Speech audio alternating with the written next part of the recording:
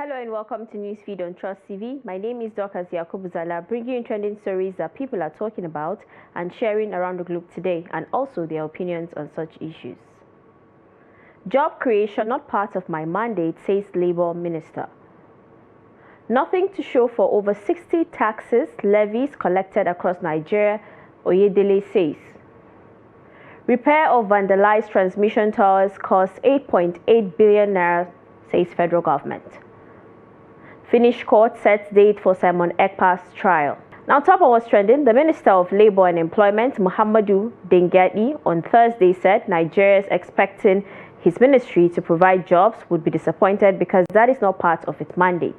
He stated this at the annual conference of the Federal Capital Territory chapter of the Nigerian Institute of Public Relations in Abuja, while highlighting that his ministry is mindful of Nigeria's enormous youth population and the need to ensure gainful engagement. Dengadi stressed that the provision of employment for the youth was not their responsibility. According to the former Minister of Police Affairs, their main task was to create an enabling environment and never to secure jobs for anybody.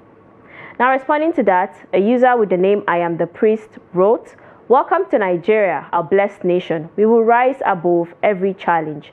The next is from one Oluwatayo Omodele. "Tell us your mandate, please. Let's know the person in charge of employment."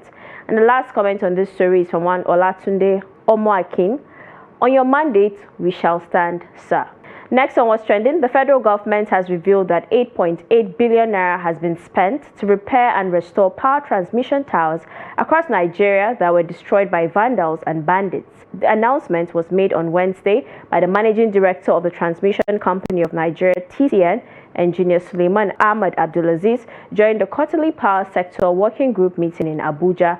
Abdulaziz, represented by the executive director of transmission service provider TSO, Engineer Olubenga Emmanuel Ajiboye, disclosed that 128 transmission towers have been restored since January 13, 2024. He lamented the recurrence of vandalism despite the arrest of perpetrators, citing ineffective prosecution as a significant challenge. Highlighting the severity of the situation, Abdulaziz noted the challenges faced during the restoration of the Shiroro Mando Kaduna transmission towers.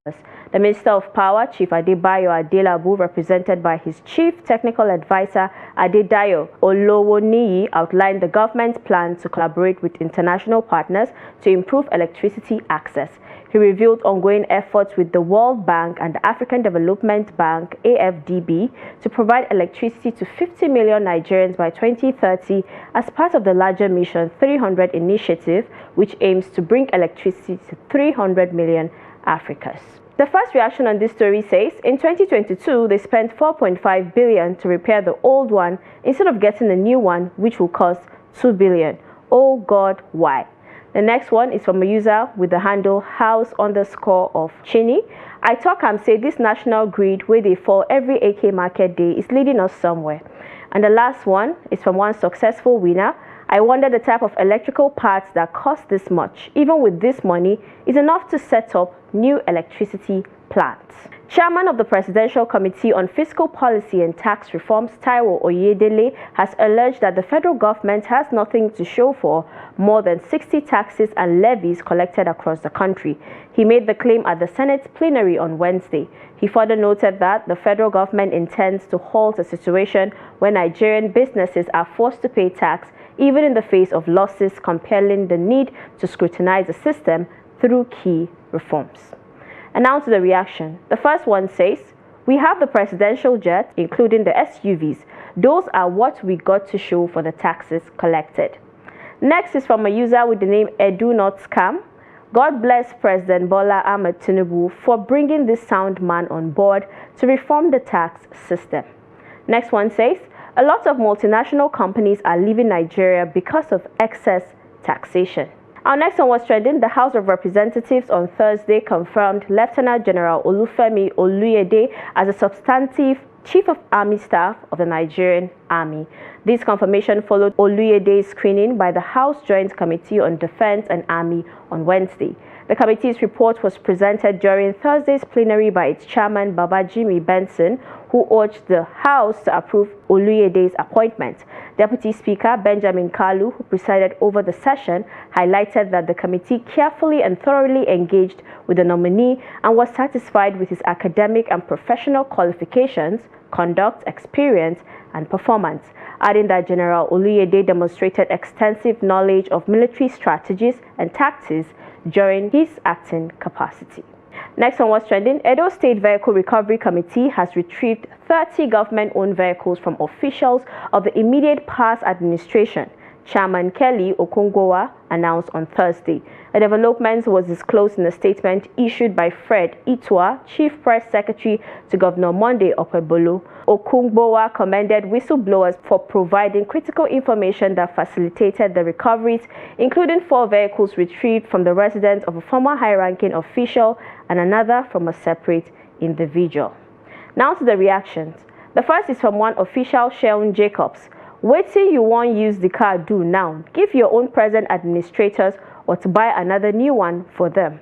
You never know your primary assignment. Next is from one engineer, Chidera. Normal story for every new government in Nigeria. Next is saying, Omo, Edo just a trend since this governor stepped into office. Now let's go on a quick break. We're back in no time. Do stay with us.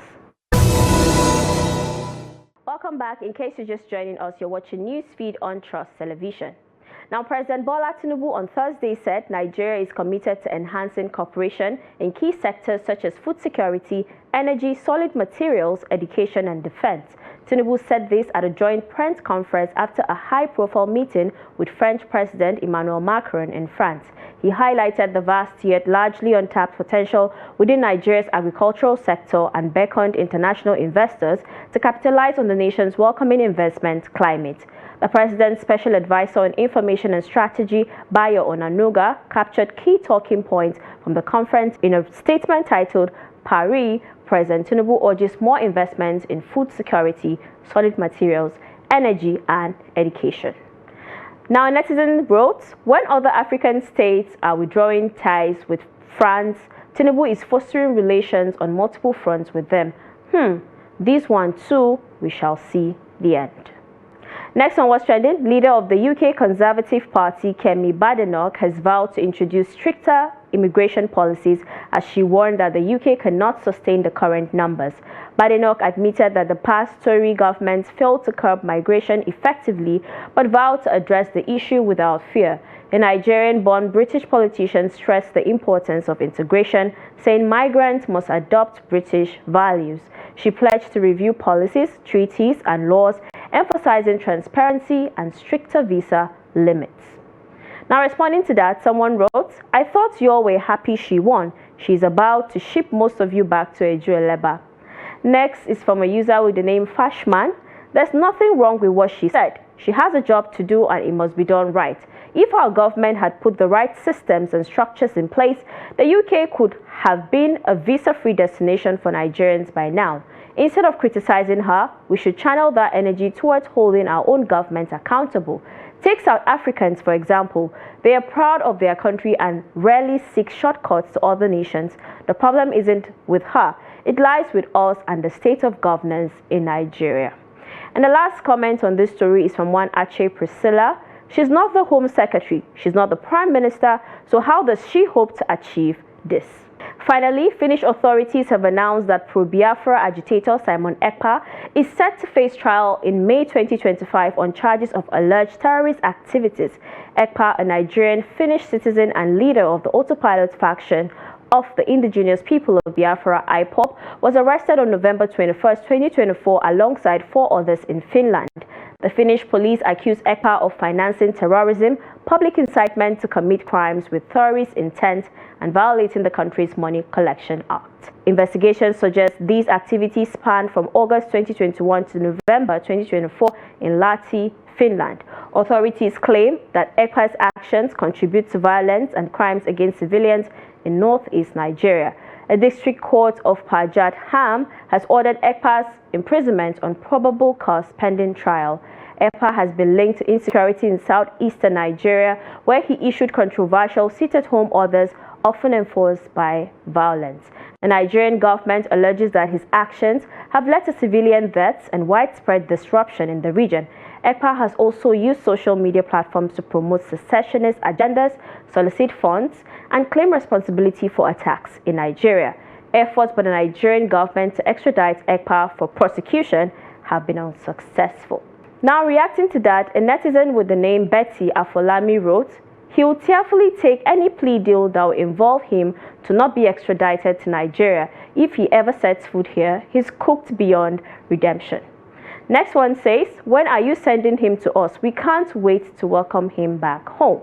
And the last reaction we're taking on the program today says, ensure he pays for every soul and life that was wasted for his ego and rascality. MNK never wished for our homes and lives to be destroyed. And that's a wrap on the program today. Do also follow us across all our social media platforms for more programs, news, and documentaries. Until next time, goodbye.